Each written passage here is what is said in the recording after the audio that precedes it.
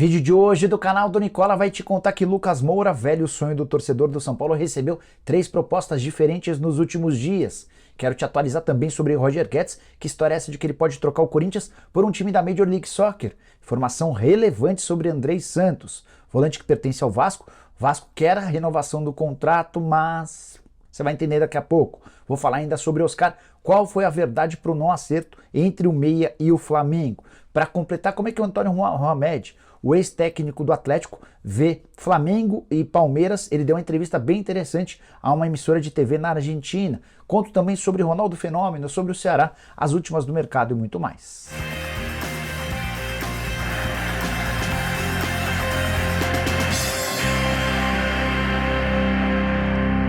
Fala aí pessoal, eu sou Jorge Nicola, bem-vindos a mais um vídeo do canal, super bacana ter vocês por aqui. Antes de mais nada, deixa eu só me apresentar, jornalista esportivo, dono desse canal no YouTube com passagens por Diário de São Paulo, ESPN, Rádio Bandeirantes, entre outras. A missão por aqui é deixar você super bem informado sobre as coisas do seu time do coração, para não perder nada, só apertar esse botão vermelho de inscreva-se, ativa também as notificações, beleza?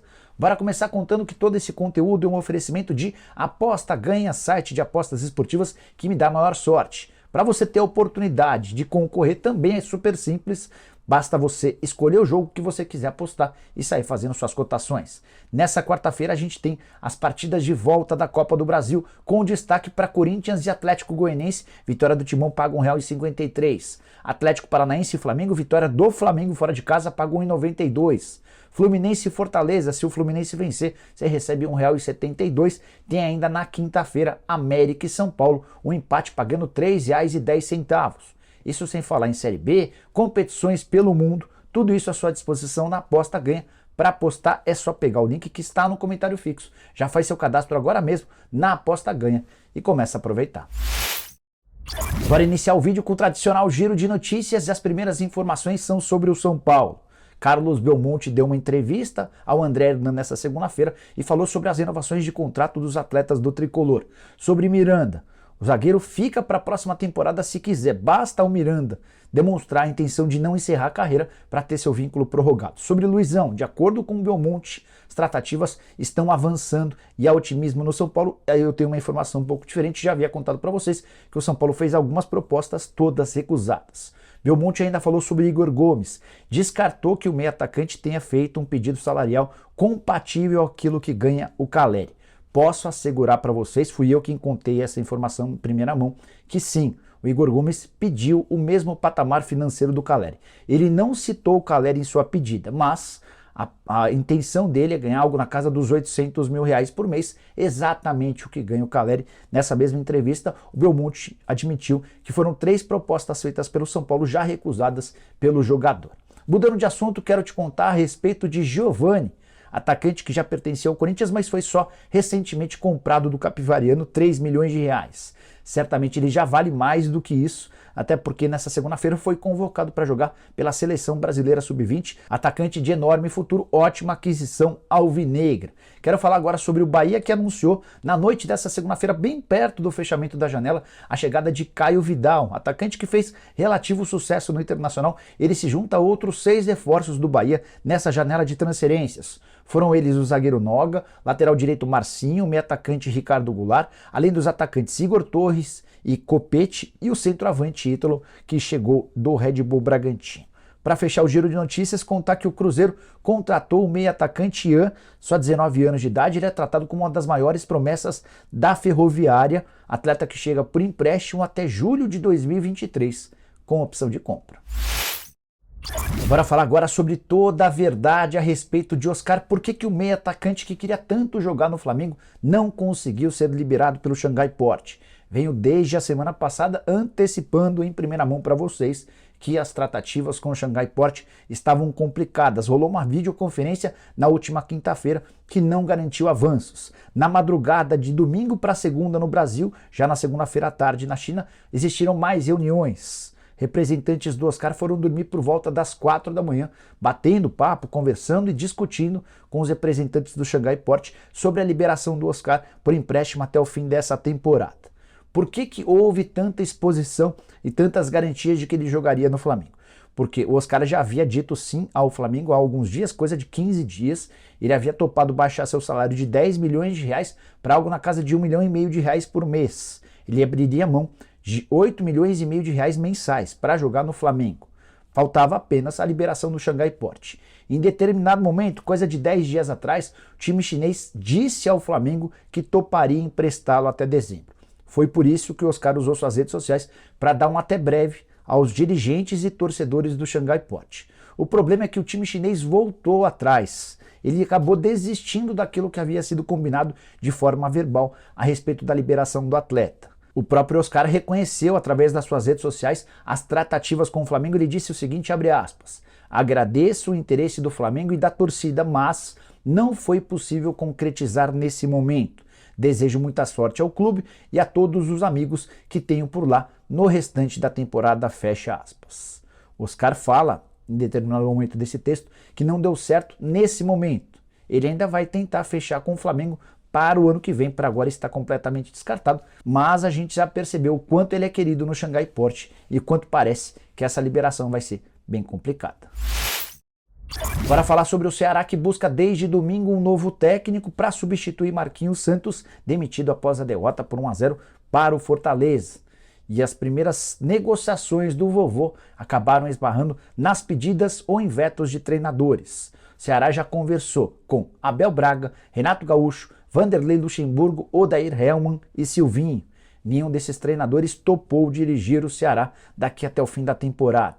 O nome que foi sugerido no final da noite dessa segunda-feira ao presidente Robinson de Castro foi de Reinaldo Rueda, colombiano, com passagens por seleções, esteve também no Flamengo em território brasileiro.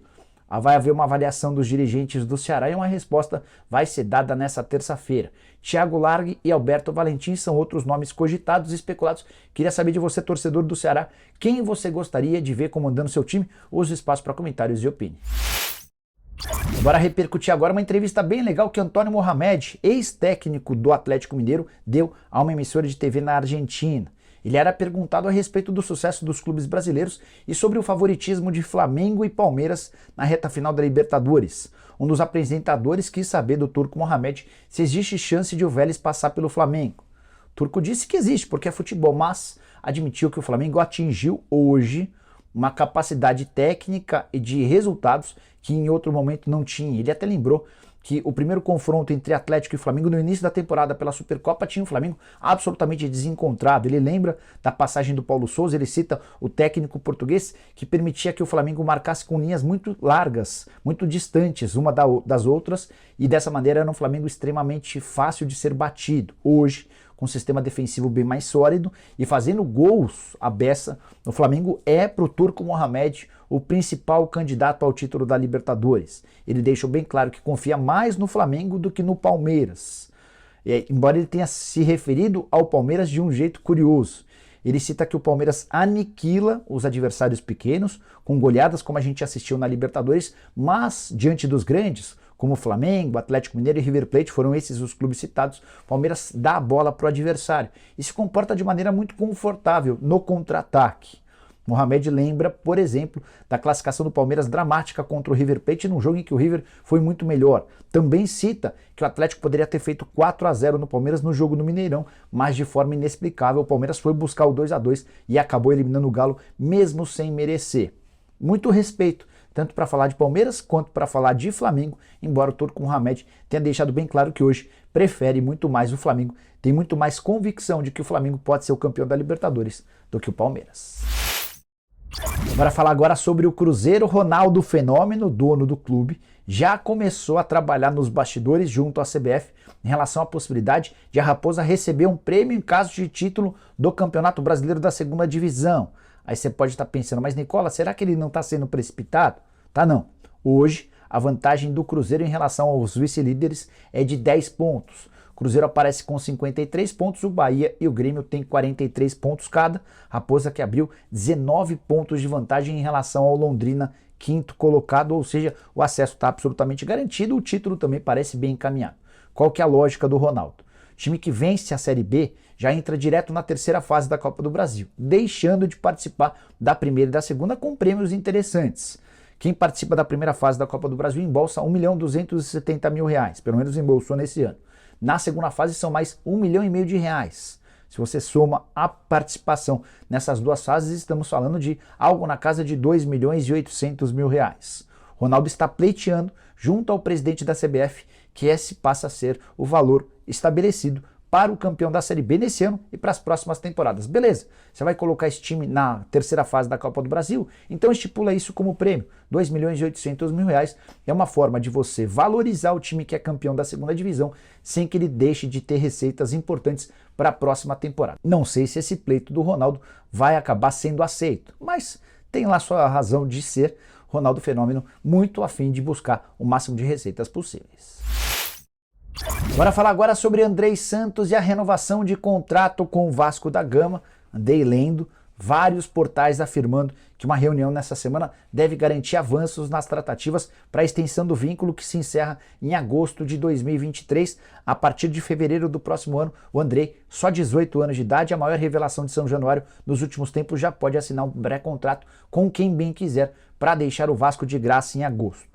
Quero contar uma informação exclusiva para vocês. Já havia dito algumas semanas atrás que enquanto não houvesse uma mudança no comando do Vasco, com a SAF da 777 assumindo o clube, não haveria nem tratativa. Pois bem, já rolou uma primeira reunião entre o Paulo Brax, que é o novo diretor executivo de futebol da 777, com os representantes do atleta. E não sei ao certo o que pegou, mas não vai haver a extensão do vínculo por enquanto. A frase que eu ouvi é a seguinte: o Andrei não vai renovar por agora. Não posso dar mais detalhes sobre quem me contou essa frase, mas posso te assegurar que há um entrave importante. Os representantes do Andrei não estão satisfeitos com as cláusulas e condições impostas pelo Vasco e pela 777 para a extensão desse contrato. Não é a primeira vez que o Vasco irrita, incomoda, chateia aqueles que representam um atleta. E aí vai uma consideração minha. Estamos falando de um atleta com enorme potencial, jogador de seleção brasileira, para atuar em grande clube do futebol europeu. Já foi pretendido desde o início do ano pelo Barcelona, que já fez duas ofertas diferentes, ambas recusadas. Não dá para fazer economia com esse tipo de jogador. O Vasco precisa pensar grande com a ajuda da 777, dar um salário alto para esse atleta, aceitar condições de negociação para não perder um jogador desse tamanho. Atleta que ganha só R$ 7.000 por mês, até por isso a multa rescisória para clubes brasileiros é de míseros 14 milhões de reais. Para a sorte do Vasco, nenhum clube daqui quis se indispor com um gigante como o Cruz Maltino, senão já teria feito esse depósito de 14 milhões de reais e no dia seguinte já teria um atleta que vale muito, mas muito mais do que isso. Só para arrematar, vale a lembrança de que nessa temporada, no time principal, profissional, já são 22 partidas e 5 gols marcados, 2 deles na vitória contra o Tombense, super importante em recente rodada. Agora falar sobre Lucas Moura, velho sonho do torcedor do São Paulo, com mais informação exclusiva. O jogador recebeu nos últimos dias 3 propostas diferentes para deixar o Tottenham. Você sabe que ele vai para o último ano de contrato. Seu vínculo atual se encerra em junho de 2023, embora caiba ao Tottenham a possibilidade de extensão desse vínculo por mais uma temporada. Ele ficaria no clube até junho de 2024.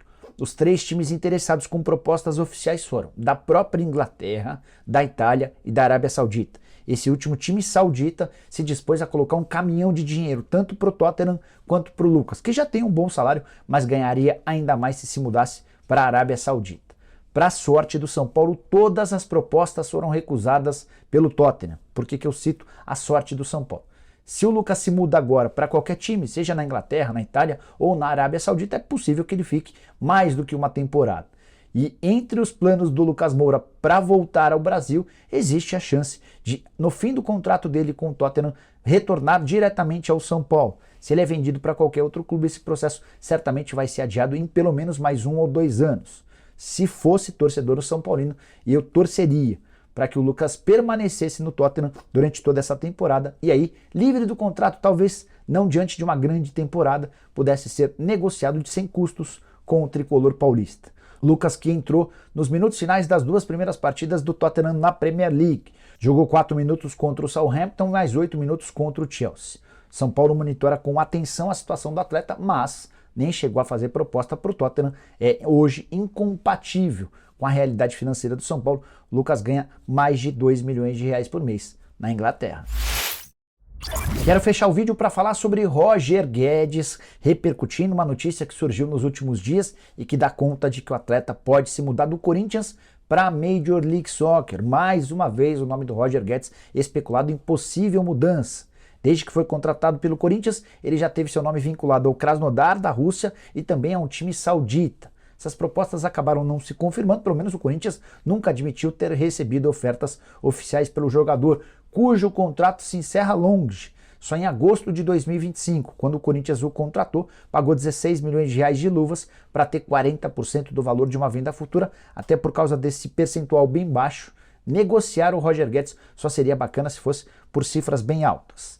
Antes de gravar esse vídeo, eu entrei em contato com Paulo Pitombeira, que é um empresário que representa o Roger Guedes, para saber se existe alguma tratativa nesse momento entre ele e clubes dos Estados Unidos.